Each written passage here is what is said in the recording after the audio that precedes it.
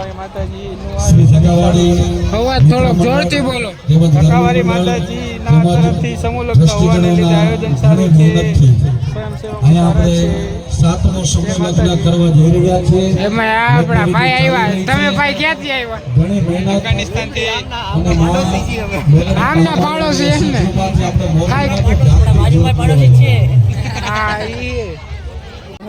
તો શું કે મિત્રો, કેમ છે તમને ને કેમ છે તમારી તબિયત? જય શ્રી રામ, ગુડ મોર્નિંગ ભાઈ, જય માતાજી. ભાઈ ને ગરમી ચડી ફૂલ. ભાઈ બહુ કામ કર્યું યાર. Thank you so much. Thank you. હા બધા શીશા ડન.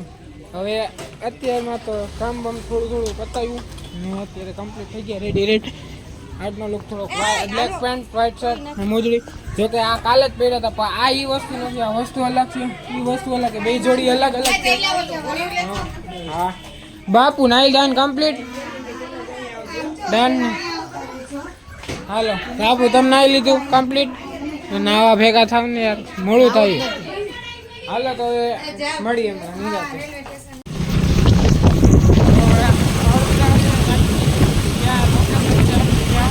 તમે આપણો ભાઈ ફૂલ છો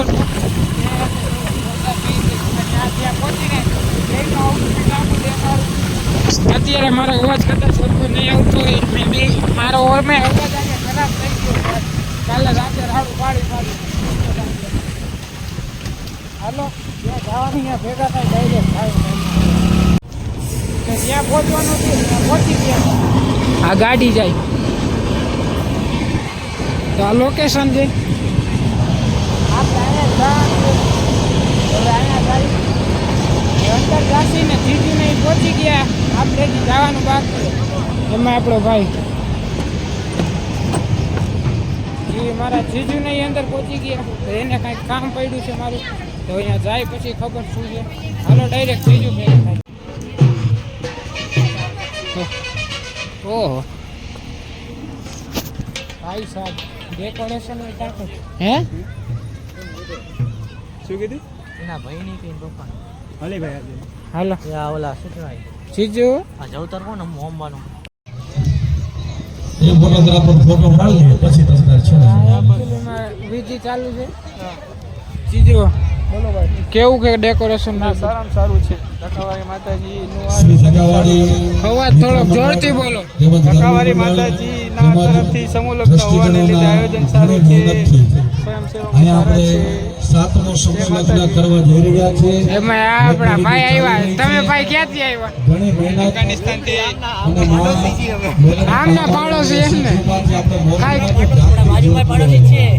હા ઈ. ગરીબના થોડી નિરાશ રાખો, એવી દોડાદોડી ન કરો, ગરબી ન કરો, સહકાર આપો. એકચુઅલી અત્યારે એમ કીધું કે આઈસ્ક્રીમ દઈએ તો બધા ભાઈ ગયા બધા. હાલો એક ભાઈની કોઈ ભાઈ બહેનોને મળે તો અવાજ કદાચ સરખો નહીં આવતો હોય, પણ વાંચે એનાઉન્સમેન્ટ થયું કે એને આઈસ્ક્રીમ ચાલુ કરીએ, તો જેને આઈસ્ક્રીમ ખાવી ચાવ તો બધા દોડવા માંડ્યા.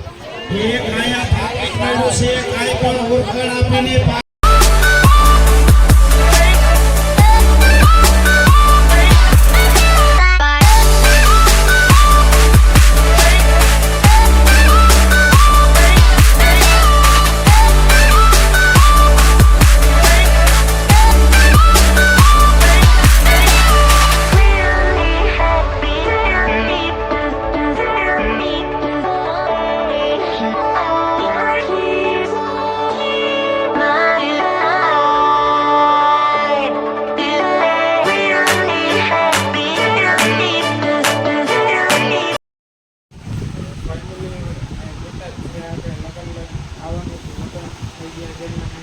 અત્યારે એમના ઘરે હતા, રૂમ નહીં સારો હતો.